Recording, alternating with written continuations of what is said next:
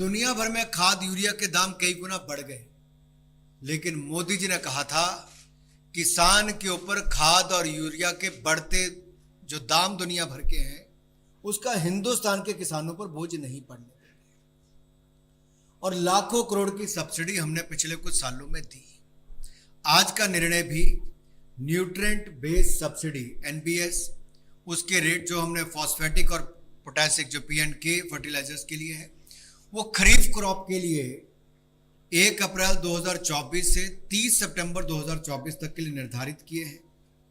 तो मैं यही कहूंगा कुल मिला के इन 6 महीनों के लिए जो सरकार के द्वारा खरीफ सीजन में एनबीएस बेस्ड जो न्यूट्रिएंट्स है ये पीएनके के ऊपर 24,420 करोड़ रुपए की सब्सिडी देने का निर्णय लिया गया है, यानी कि सीधे तौर पर किसानों को हजारों करोड़ रुपए का लाभ देना।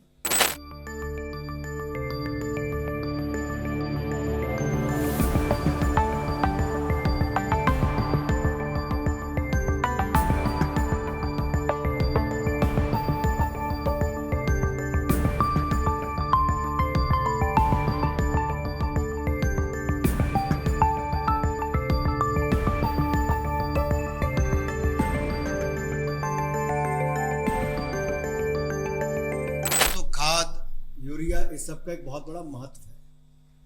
और पिछले कल ही जैसे माननीय प्रधानमंत्री जी ने हजारों नहीं करोड़ों किसानों को हजारों करोड़ रुपए की किश्त दी और ये लगातार लगभग 3 लाख करोड़ रुपया भारत सरकार ने पीएम किसान सम्मान निधि से आज तक मदद की है। लेकिन एक मदद जो लगातार भारत सरकार करती रही वो ये भी है कि दुनिया भर में खाद यूरिया के दाम कई गुना बढ़ गए, लेकिन मोदी जी ने कहा था किसान के ऊपर खाद और यूरिया के बढ़ते जो दाम दुनिया भर के हैं उसका हिंदुस्तान के किसानों पर बोझ नहीं पड़ने देंगे। और लाखों करोड़ की सब्सिडी हमने पिछले कुछ सालों में दी। आज का निर्णय भी न्यूट्रिएंट बेस्ड सब्सिडी एनबीएस, उसके रेट जो हमने फॉस्फेटिक और पोटेशिक जो पीएनके फर्टिलाइजर्स के लिए है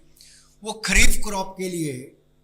1 अप्रैल 2024 से 30 सितंबर 2024 तक के लिए निर्धारित किए हैं। अंतर्राष्ट्रीय बाजारों में उर्वरकों की बड़ी दरों का प्रभाव किसानों पर ना पड़े, इसलिए निर्णय लिया गया है कि जिस दाम पर पिछले साल ये मिलते थे उतने ही दाम पर इस साल भी मिलेंगे। कोई बढ़ोतरी नहीं होगी, 1 रुपया भी दाम नहीं बढ़ाया गया है। आगामी खरीफ सीजन के लिए इसके लिए जहां नाइट्रोजन के लिए 47.2 रुपये प्रति किलो, फॉस्फोरस के लिए 28.72 रुपये प्रति किलो, पोटास के लिए 2.38 रुपये प्रति किलो, सल्फर के लिए 1.89 रुपये प्रति किलो सब्सिडी निर्धारित की गई है। इन दरों से जो डीएपी की बोरी है वो बैग 1350 रुपये का पिछले साल मिलता था, इस साल भी 1350 रुपये में ही मिलेगा। इसी प्रकार से एनपीके 1470 रुपये प्रति बैग और एमओपी 1677 रुपये प्रति बैग मिलता था, ये भी पुरानी दरों से ही मिलता रहेगा, कोई रेट इसमें नहीं बढ़ाया जाएगा। और जो सिंगल सुपर फॉस्फेट है एसएसपी जो कि देश में उत्पादित होता है, इसको और बल मिले, डीएपी का विकल्प हो, इसके लिए जो ट्रांसपोर्टेशन सब्सिडी या फ्रेट सब्सिडी हम देते हैं वो जारी रखी जाएगी ताकि इसको भी और बल मिले। देश में दलहन तिलहन का उत्पादन बढ़ाने के लिए